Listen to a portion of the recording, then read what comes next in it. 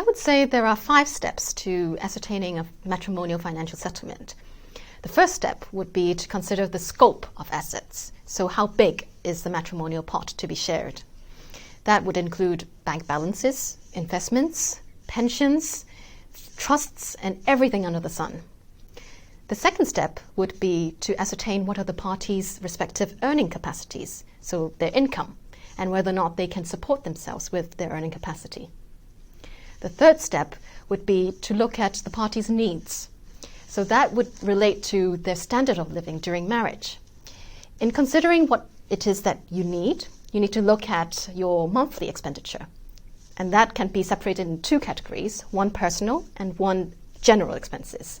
For personal expenses, it would be, for instance, personal grooming, eating out, gym memberships, traveling and holidays, etc. For the general expenses, it would be things like rent, utilities, helper, that sort of thing.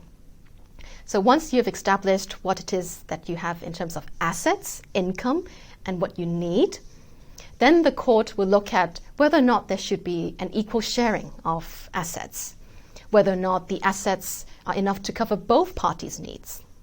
After the 4th step, the court will then consider whether or not there are factors which should deviate from the equal sharing principle.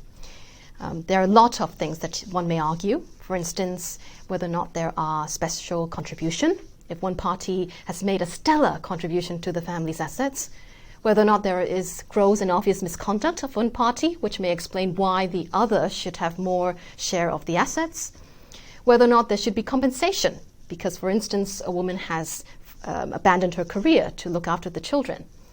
Or more commonly, whether or not the source of the assets qualifies for that to be excluded from the matrimonial assets. So these would be things like inheritance and gifts.